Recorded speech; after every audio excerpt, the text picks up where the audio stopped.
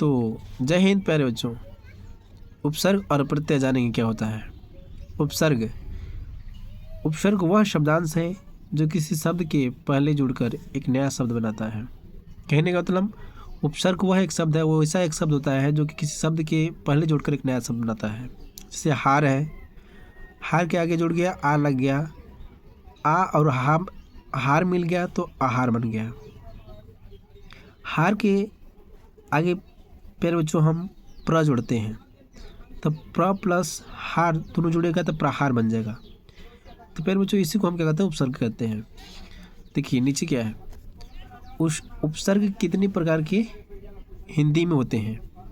तो प्यारे बच्चों उपसर्ग जो होते हैं वो हिंदी में कितने प्रकार के होते हैं। तो देखिए उपसर्ग हिंदी में हम उपसर्ग हिंदी में 4 प्रकार के होते हैं। ठीक है, उपसर्ग हिंदी में कितने प्रकार होते हैं, 4 प्रकार के। अगर पूछता है कि उपसर्ग हिंदी में कितने प्रकार के होते हैं तो हिंदी में 4 प्रकार के होते हैं प्यारे बच्चों। पहले संस्कृत के उपसर्ग, और दूसरा हिंदी के उपसर्ग, तीसरा उर्दू के उपसर्ग। उर्दू के उपसर्ग ब्रैकेट वाले हैं अरब प्लस फारसी। ठीक है प्यारे बच्चों आगे देखते हैं हम।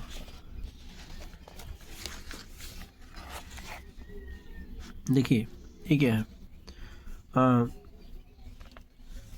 चौथा में अंग्रेजी के उपसर्ग। ठीक है प्यारे बच्चों, तो आगे चलते हैं हम।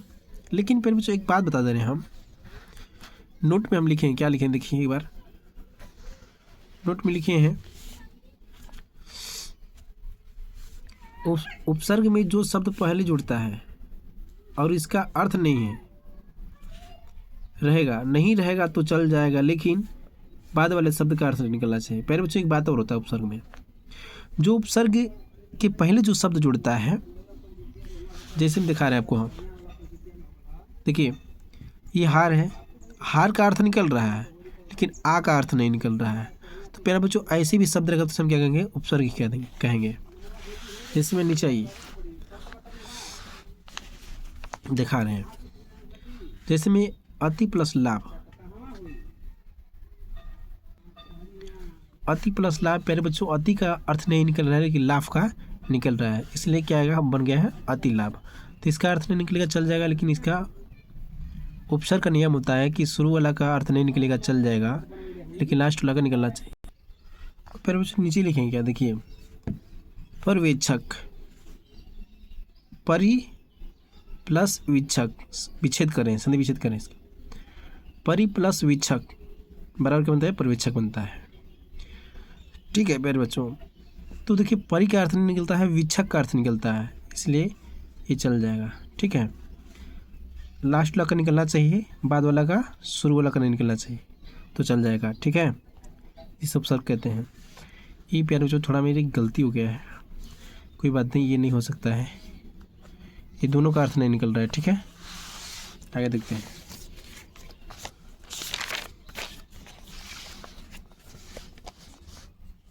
प्यारे बच्चों अब देखेंगे प्रत्यय क्या होता है। प्रत्यय देखिए, प्रत्यय वह शब्दांश है जो किसी धातु या अन्य शब्द के अंत में जुड़कर एक नया शब्द बनाता है। किसी धातु या किसी शब्द के अंत में क्या करता है, जुड़कर एक नया शब्द बना देता है, जिसे हम प्रत्यय कहते हैं। जैसे पहले बच्चों मनुष्य हो गया। ठीक है, मनुष्य में ता हम जोड़ते हैं तो मनुष्यता बनता है। ये क्या है, मनुष्यता आपका प्रत्यय है। ये पागल में हम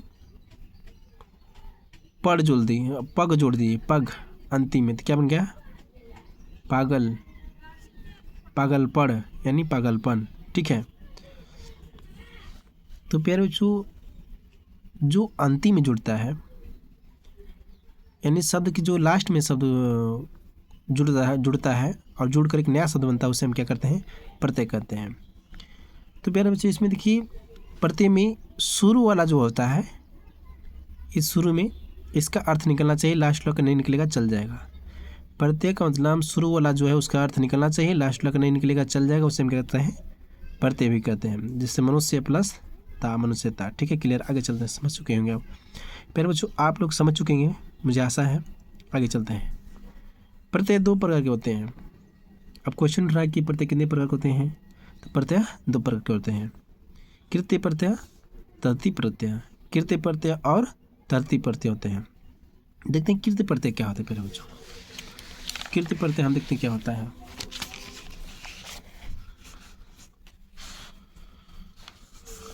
या कृत्य प्रत्यय धातु में जुड़ने वाले प्रत्यय को कृत्य प्रत्यय कहते हैं। कह रहे कि धातु में जुड़ने वाले प्रत्यय को कृत्य प्रत्यय कहते हैं और इनसे बने शब्द कृदांत कहते हैं। कहने का मतलब कि धातु में जुड़ने वाले जो होते हैं प्रत्यय उन्हें कृत्य कहते हैं और इनसे बने शब्द कृदांत कहलाते हैं। ठीक है, आगे देखते हैं, पर मुझे समझाते हैं आपको। देखिए जैसे लिखें क्या, लड़ प्लस ना, लड़ प्लस ना, तो प्यारे बच्चों ई ना क्या है आपका कृत्य प्रत्यय हो गया। ना क्या हो गया, कृत्य प्रत्यय हो गया। ये क्या होगा, धातु हो गया। ठीक है, लड़ क्या है, धातु है, और ये ना क्या है, कृत्य प्रत्यय हो गया। तो लड़ प्लस ना जुड़ेगा तो लड़ना बनेगा। ठीक है प्यारे बच्चों, जा प्लस ना जुड़ा तो जाना बन गया। खा प्लस ना खाना, यानी क्या हो रहा है, इसको हम क्या बोलेंगे, कृत्य प्रत्यय बोलेंगे। क्या बोलेंगे, इसको कृत्य प्रत्यय बोलेंगे। ठीक है प्यारे बच्चों, आगे चलते हैं। ना प्रत्यय हो गया और लड़ आपका धातु हो गया। आगे चलते हैं प्यारे बच्चों। कृत्य प्रत्यय 4 प्रकार के होते हैं। अब बात उठता है प्रत्यय, तो प्यारे बच्चों कृत्य 2 प्रकार का था, प्रत्यय 2 प्रकार का था, कृत्य प्रत्यय और तद्धित प्रत्यय। लेकिन यहाँ बात है कृत्य प्रत्यय की बात। अब आगे कि कृत्य प्रत्यय कितने प्रकार के होते हैं, तो कृत्य प्रत्यय जो होता है 4 प्रकार के होते हैं। देखिए, कृतवाच्य, कर्मवाच्य, करणवाच्य और भाववाच्य, ये ठीक है 4 प्रकार के होते हैं। कृत्य प्रत्यय कितने प्रकार होते हैं, 4 प्रकार के होते हैं। बता दिए कौन कौन। ठीक है, आगे चलते हैं। ये दूसरा क्या आ गया जी, मुझे हाँ, ये दूसरा, अच्छा सॉरी, हाँ चलिए अब हम देखते हैं तद्धित प्रत्यय क्या होता है प्यारे बच्चों। तद्धित प्रत्यय, कृत्य प्रत्यय पढ़े हैं आप, तद्धित प्रत्यय हम पढ़ेंगे क्या होता है। ठीक, ये धातुओं को छोड़कर अन्य दूसरे शब्दों, संज्ञा, विशेषण आदि में जुड़ने वाले प्रत्ययों को तद्धित प्रत्यय कहते हैं। कर धातु को छोड़कर संज्ञा हो गया, विशेषण हो गया, उसमें जो जुड़ने वाले शब्द होते हैं उसे क्या कहते हैं, प्रत्यय को तद्धित प्रत्यय कहते हैं। ठीक है, एवं उनसे बने शब्दों को तद्धिदांत यानी प्रत्यय ही कहते हैं। ठीक है, नहीं लिखे लेकिन प्रत्यय कहते हैं, चाहे नहीं रहेगा फिर भी चल जाएगा। जैसे काला प्लस पन बराबर क्या बनेगा, कालापन, कालापन, ये क्या है प्यारे बच्चों, आपका तद्धित प्रत्यय हो गया। ठीक है, जैसे आपका काला क्या है, ये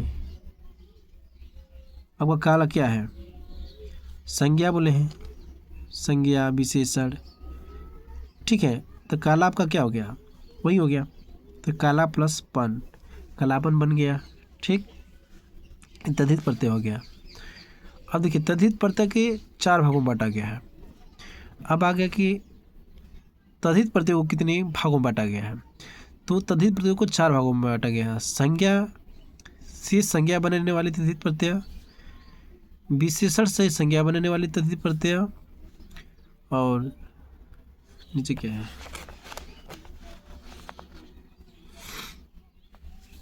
सुन लीजिए, संज्ञा से विशेषण बनने वाली तद्धित प्रत्यय, क्रिया विशेषण